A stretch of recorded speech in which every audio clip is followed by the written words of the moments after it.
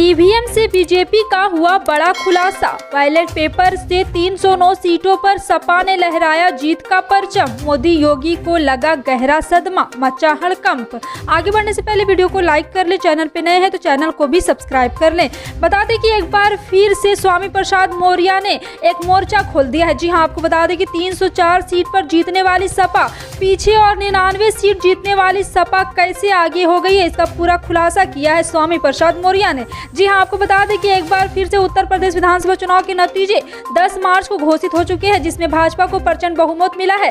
एक और भाजपा नई सरकार के शपथ ग्रहण समारोह की तैयारियां में जुटी है। वहीं समाजवादी पार्टी के नेता स्वामी प्रसाद मौर्य ने तंज कसते हुए कहा है कि 304 सीट पर जीतने वाली सपा पीछे हो गई और 99 सीट पर जीतने वाली भाजपा आगे हो गई। इससे पहले समाजवादी पार्टी के मुखिया अखिलेश यादव ने ट्वीट कर विधानसभा चुनाव में सपा को पोस्टल बैलेट से मिली जीत का मुद्दा उठाया था। अब चुनाव से पहले भाजपा छोड़कर सपा में शामिल हुए स्वामी प्रसाद मौर्य ने कहा है कि बात भाजपा और सपा की नहीं है, बात है लोकतंत्र की। स्वाभाविक रूप से जो 2022 का विधानसभा चुनाव हुआ, जिसमें बैलेट पेपर वोटिंग में सपा 304 पर जीती जबकि भाजपा मात्र 99 सीट पर, लेकिन ईवीएम की गिनती में भाजपा कैसे जीती, ये अपने आप में एक बड़ा सवाल है।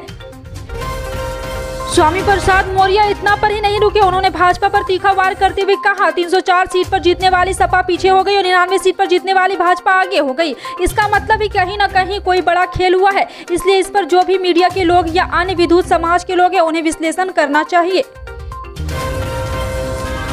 पश्चिम बंगाल की मुख्यमंत्री ममता बनर्जी ने बुधवार को कहा है कि भले ही भाजपा ने 4 राज्यों में हुए विधानसभा चुनाव में जीत हासिल की हो, लेकिन आने वाले राष्ट्रपति चुनाव में जीतना भगवा दल के लिए आसान काम नहीं होगा। उन्होंने कहा कि भाजपा के पास देश में कुल विधायकों की संख्या के आधे सदस्य भी नहीं है, यह कहते हुए कि खेल अभी खत्म नहीं हुआ है। बनर्जी ने कहा है कि जिनके पास देश में कुल विधायकों की संख्या का आधा भी नहीं है, उन्हें बड़ी बड़ी बातें नहीं करनी चाहिए। उन्होंने कहा है कि समाजवादी पार्टी जैसे राजनीतिक दल हालिया विधानसभा चुनाव में हार के बावजूद पिछले चुनाव की तुलना में मजबूत हुए हैं। बनर्जी ने कहा कि इस बार राष्ट्रपति का चुनाव भाजपा के लिए आसान नहीं होगा।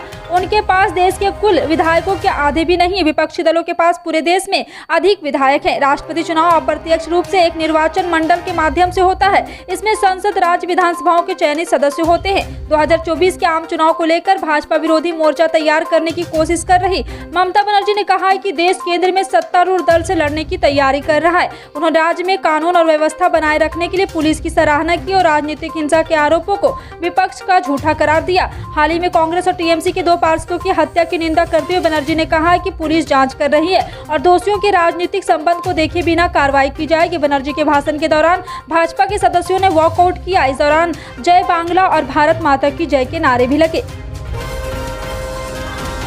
कांग्रेस की अंतरिम अध्यक्ष सोनिया गांधी ने लोकसभा में केंद्र सरकार पर जमकर हमला बोला। उन्होंने कहा कि फेसबुक और ट्विटर जैसे वैश्विक कंपनियों का उपयोग नेताओं, राजनीतिक दलों द्वारा पॉलिटिकल नैरेटिव को आकार देने के लिए किया जा रहा है। यह बार बार नोटिस में आया है कि वैश्विक सोशल मीडिया कंपनियां सभी पार्टियों के समान अवसर प्रदान नहीं कर रही है। सोनिया गांधी ने कहा कि फेसबुक द्वारा सत्ता की मिलीभगत से जिस तरह सामाजिक सौहार्द भंग किया जा रहा है, वह हमारे लोकतंत्र के लिए खतरनाक है। सोनिया ने कहा कि भावनात्मक सूचना के माध्यम से युवा और बूढ़े लोगों के दिमाग में नफरत भरे जा रहे हैं। फेसबुक और ट्विटर जैसी प्रॉक्सी विज्ञापन कंपनियां इससे अवगत है और इससे मुनाफा कमा रही है। रिपोर्ट से पता चलता है कि फेसबुक ने सत्तारूढ़ दलों से मिलकर अन्य पार्टियों के खिलाफ प्रोपेगेंडा चला रही है।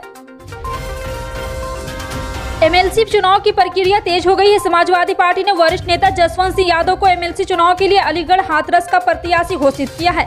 सपा नेता जसवंत सिंह यादव हाथरस के जिला अध्यक्ष है। जसवंत सिंह वर्तमान एमएलसी भी है। इनकी पत्नी ओमवती यादव हाथरस की जिला अध्यक्ष भी रह चुकी हैं। स्थानीय निकाय कोटे की विधान परिषद सदस्य के लिए अलीगढ़ हाथरस जिले के 3533 जनप्रतिनिधि मतदान करेंगे, जिसमें अलीगढ़ के 2310 व हाथरस के 1223 मतदाता होंगे। अलीगढ़ के महापौर, 2 नगर पालिका अध्यक्ष, 9 नगर पंचायत समेत 70 नगर निगम पार्षद, 50 नगर पालिका सदस्य, 104 नगर पंचायत सदस्य, 45 जिला पंचायत सदस्य और 1156 क्षेत्र पंचायत सदस्य यहाँ पे शामिल है और पार्षद भी मतदान में अलग से भाग लेंगे।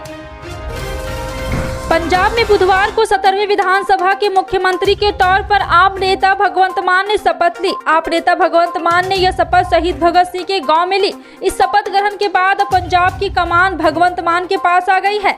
आपकी यह जीत इस लिहाज से भी अहम मानी जा रही क्योंकि पार्टी का विस्तार हुआ है। यहाँ आपकी ओर से तमाम नए नेताओं को जगह मिलेगी। लेकिन आपने गौर किया होगा कि जब भी मुख्यमंत्री या मंत्री पद की शपथ दिलाई जाती है तो उन्हें कुछ लाइनें बोलना पड़ता है और कुछ औपचारिकता के बाद एक व्यक्ति मंत्री बन जाता है। ऐसे में जानते हैं कि शपथ के वक्त मंत्रियों को क्या बोलना पड़ता है। जी हां, आपको बता दें कि दरअसल राज्य में मंत्रियों और केंद्र में मंत्रियों के लिए अलग अलग नियम है जिनके जरिए शपथ दिलवाई जाती है।